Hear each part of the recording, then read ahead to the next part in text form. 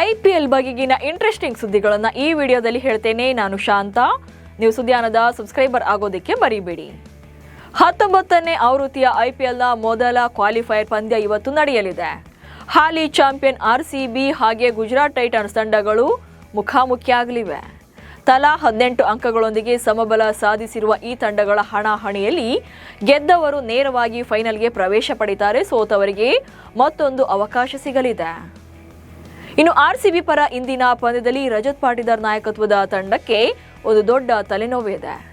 ಏನಂದ್ರೆ ಗಾಯದಿಂದ ಗುಣಮುಖರಾಗಿರುವಂತಹ Phil Salt ಅವರನ್ನ ಇವತ್ತು ಆಡಿಸಬೇಕಾ ಅಥವಾ ಬೇಡವಾ ಎನ್ನುವಂತ ಗೊಂದಲ ಇದೆ ಮ್ಯಾನೇಜ್ಮೆಂಟ್ಗೆ.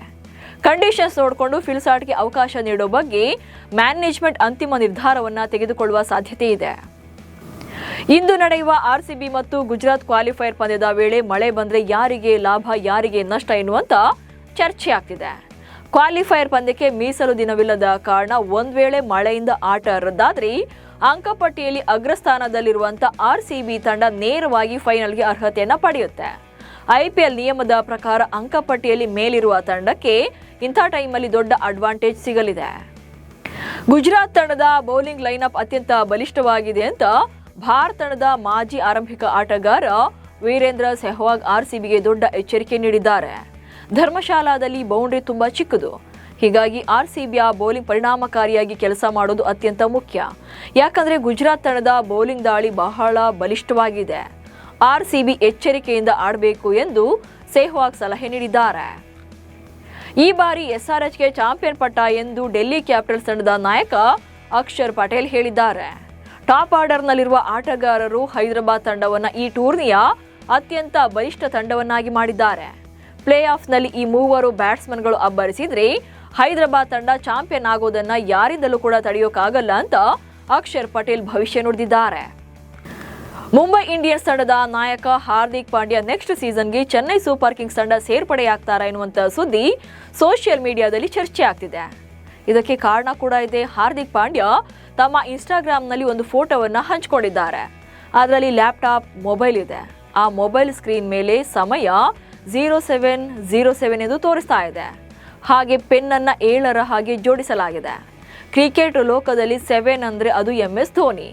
ಧೋನಿ ಚೆನ್ನೈ ತಂಡದಲ್ಲಿದ್ದು ಪಾಂಡ್ಯ ಕೂಡ ಚೆನ್ನೈ ಸೇರ್ತಾರೆ ಎನ್ನುವಂತ ಚರ್ಚೆ ನಡೀತಾ ಇದೆ. ಈ ಬಗ್ಗೆ ಹಿಂಟ್ ಕೊಟ್ರಾ ಎನ್ನುವುದು ಎಲ್ಲರ ಅನುಮಾನಕ್ಕೆ ಕಾರಣವಾಗಿದೆ. ತಮ್ಮನ್ನ ಟ್ರೋಲ್ ಮಾಡಿದವರಿಗೆ ಶ್ರೇಯಸ್ ಅಯ್ಯರ್ ಅವರ ತಂಗಿ ಶ್ರೇಷ್ಠ ಅಯ್ಯರ್ ತಿರುಗೇಟು ಕೊಟ್ಟಿದ್ದಾರೆ. KKR ಮತ್ತು ಪಂಜಾಬ್ ಮಳೆಯಿಂದ ರದ್ದಾಗಿದ್ದರಿಂದ ಆ ಪಂದ್ಯ ಉಭಯ ತಂಡಗಳಿಗೆ ಒಂದೊಂದು ಅಂಕಗಳನ್ನು ನೀಡಲಾಗಿತ್ತು. ಪಂದ್ಯ ರದ್ದಾದ ಬಳಿಕ ಶ್ರೇಷ್ಠ ಅಯ್ಯರ್, ನಾವು ಪಂಜಾಬಿಗಳು ಹೃದಯವಂತರು, ನಿಮಗೊಂದು ಪಾಯಿಂಟ್ ಬಿಟ್ಕೊಟ್ಟಿದ್ದೇವೆ ಅಂತ ತಮಾಷೆಯಾಗಿ ರೀಲ್ಸ್ ಮಾಡಿದ್ರು. ಪಂಜಾಬ್ ಪ್ಲೇ ಆಫ್ ರೇಸ್ನಿಂದ ಹೊರಬಿದ್ದ ಬಳಿಕ ಶ್ರೇಷ್ಠ ಟ್ರೋಲ್ ಆಗಿದ್ದಾರೆ. ಈ ಬಗ್ಗೆ ಆಕ್ರೋಶ ಹೊರಹಾಕಿದಂತ ಶ್ರೇಷ್ಠ, ನನ್ನ ಸಹೋದರ ಶ್ರೇಯಸ್ ಅಯ್ಯರ್ ಗೆಲ್ಲಲಿ ಅಥವಾ ಸೋಲಲಿ, ನಾನು ಸದಾ ಅವನ ಪರವಾಗಿ ನಿಲ್ತೇನೆ. ಕೆಲಸ ಇಲ್ಲದ ನೀವುಗಳು ಹೀಗೆ ಟ್ರೋಲ್ ಮಾಡ್ತೀರಿ ಎಂದಿದ್ದಾರೆ. ಹರ್ಷದೀಪ್ ಸಿಂಗ್ ತಮ್ಮ ಇನ್ಸ್ಟಾಗ್ರಾಮ್ ಖಾತೆಗೆ ಮೇಜರ್ ಸರ್ಜರಿ ಮಾಡಿದ್ದಾರೆ. ಬರೋಬ್ಬರಿ 234 ಪೋಸ್ಟ್ಗಳನ್ನು ಡಿಲೀಟ್ ಮಾಡುವ ಮೂಲಕ ಅಚ್ಚರಿಗೆ ಕಾರಣವಾಗಿದ್ದಾರೆ. ಹರ್ಷದೀಪ್ ಸಿಂಗ್ ಕಳಪೆ ಪ್ರದರ್ಶನ ನೀಡಿದ್ದು ಈ ಸೀಸನ್ನಲ್ಲಿ ಮೈದಾನದಲ್ಲಿ ರೀಲ್ಸ್ ಮಾಡ್ತಾ ಹೆಚ್ಚು ಸದ್ದು ಮಾಡಿದ್ರು. ಈಗ ತಾವು ಅಪ್ಲೋಡ್ ಮಾಡಿದ ರೀಲ್ಸ್ ಯಾಕೆ ಡಿಲೀಟ್ ಮಾಡೋಕೆ ಕಾರಣವೇನು ಅನ್ನೋದು ಇನ್ನೂ ಕೂಡ ಬಹಿರಂಗವಾಗಿಲ್ಲ. ಇದಾಗಿಯೂ ಕೂಡ IPL ವೇಳೆ ನಡೆದ ಕೆಲ ಘಟನೆಗಳಿಂದಾಗಿ ಈ ನಿರ್ಧಾರವನ್ನ ತೆಗೆದುಕೊಂಡಿರಬಹುದು ಎಂದು ಅಂದಾಜಿಸಲಾಗಿದೆ. ತಮಿಳುನಾಡು ಮೂಲದ ಕ್ರಿಕೆಟಿಗ ಮುರುಗನ್ ಅಶ್ವಿನ್ ಅವರು ಎಲ್ಲಾ ಮಾದರಿಯ ದೇಶಿ ಕ್ರಿಕೆಟ್ ಹಾಗೆ ಇಂಡಿಯನ್ ಪ್ರೀಮಿಯರ್ ಲೀಗ್ನಿಂದ ನಿವೃತ್ತಿಯನ್ನ ಘೋಷಣೆ ಮಾಡಿದ್ದಾರೆ.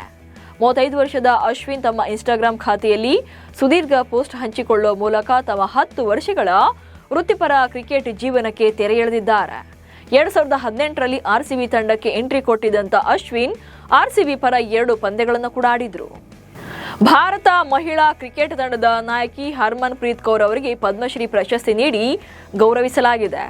ದೆಹಲಿಯ ರಾಷ್ಟ್ರಪತಿ ಭವನದಲ್ಲಿ ಮೇ 25ರಂದು ನಡೆದ ನಾಗರಿಕ ಹೂಡಿಕೆ ಸಮಾರಂಭದಲ್ಲಿ ಗೌರವಾನ್ವಿತ ರಾಷ್ಟ್ರಪತಿ ದ್ರೌಪದಿ ಮುರ್ಮು ಅವರು ಹರ್ಮನ್ ಪ್ರೀತ್ ಅವರಿಗೆ ಈ ಪ್ರಶಸ್ತಿಯನ್ನ ಪ್ರದಾನ ಮಾಡಿದರು.